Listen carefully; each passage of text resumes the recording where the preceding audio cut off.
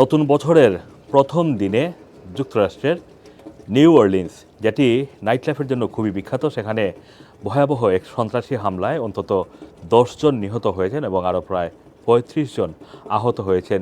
সেই ঘটনার পিছনে সন্ত্রাসী হামলা বলে ইতিমধ্যে এফবিআই জানিয়েছে এবং এই ঘটনার যিনি ঘটিয়েছেন তার নাম এবং ছবি প্রকাশ করেছে নিউ ইয়র্ক পুলিশ এবং এফবিআই। যেই ব্যক্তি ঘটনার পেছনে দায়ী সেই সন্দেহভাজন ব্যক্তির নাম শামসুদ্দিন জব্বার। শামসুদ্দিন জব্বার কোন দেশের নাগরিক, তিনি ইউএস নাগরিক, কিন্তু তার ব্যাকগ্রাউন্ড সম্পর্কে এখন পর্যন্ত তেমন কোনো তথ্য পাওয়া যায়নি। তিনি দীর্ঘদিন ধরেই টেক্সাসে বসবাস করছিলেন বলে জানা যায়। রাত 3:15টার দিকে এই নিউ অর্লিন্সের শহরের মধ্যে যে সিটি সেন্টারের কাছে সেখানে একটি সাদা ট্রাক তুলে দেওয়া হয় এবং ঘটনাস্থলেই 10 জন মারা যান।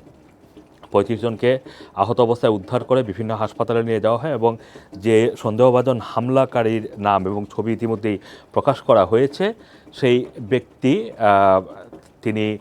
তিনিও বের হয়ে পুলিশের দিকে গুলি ছুড়েন এবং তিনিও ঘটনাস্থলেই মারা যান। সেই ট্রাক থেকে একটি পতাকা উদ্ধার করা হয়েছে, যেটি মূলত নিষিদ্ধ সংগঠন আইএসের পতাকা বলে পুলিশ এবং এফবিআই দাবি করছে।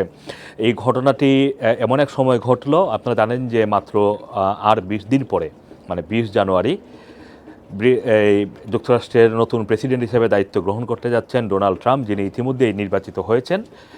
তিনি দায়িত্ব গ্রহণ করার ঠিক 20 দিন আগে এই হামলাটি, এবং যেটি সন্ত্রাসী হামলা হিসাবে ইতিমধ্যেই বলা হচ্ছে, সেই হামলাটি একটি উদ্বেগজনক ঘটনা হিসাবে মনে করছে এফবিআই এবং মার্কিন যুক্তরাষ্ট্রের প্রশাসন। তারা মনে করছে যে ডোনাল্ড ট্রাম্পের এই দায়িত্ব গ্রহণের ঠিক আগ মুহূর্তে এই ধরনের হামলা, সেটি হয়তো আরও অনেক হামলার ঝুঁকি বাড়িয়ে দিতে পারে। এদিকে আপনারা জানেন যে ঠিক গত সপ্তাহে এই জার্মানিতে একটি ঘটনা ঘটে ঠিক একই রকম। সৌদি আরবের একজন নাগরিক, তিনি একবারে সরাসরি এরকম রাস্তার উপরে গাড়ি তুলে দেন এবং সেখানেও অন্তত 6 জন মারা যাওয়ার ঘটনা ঘটে। তবে সেই ঘটনাটিকে সন্ত্রাসী হামলা হিসাবে পুলিশ এখন পর্যন্ত এটি সন্ত্রাসী হামলা নয় বলে পুলিশ জানিয়েছে। এটি একটি বিচ্ছিন্ন ঘটনা। তবে আমেরিকা মানে যুক্তরাষ্ট্রে যে ঘটনাটি ঘটেছে সেটি সন্ত্রাসী হামলা বলে ইতিমধ্যেই পুলিশের পক্ষ থেকে বলা হয়েছে। শামসুদ্দিন জব্বার, তার বয়স 40-এর কোঠায়, কিন্তু তার জাতীয়তা এখন পর্যন্ত পুলিশের পক্ষ থেকে বলা হয়নি তিনি কোন দেশের নাগরিক।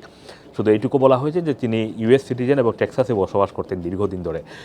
নিউ অর্লিন্সে কেন তিনি এই হামলাটি ঘটিয়েছেন সেই সম্পর্কে এখন পর্যন্ত কোনো ধরনের স্টেটমেন্ট আসেনি। সাধারণত কোনো সন্ত্রাসী গোষ্ঠীর পক্ষ থেকে যদি পরিকল্পিত হামলা হয়ে থাকে তাহলে সেই গোষ্ঠীগুলির পক্ষ থেকে পরবর্তীতে একটি স্টেটমেন্ট ইস্যু করা হয়।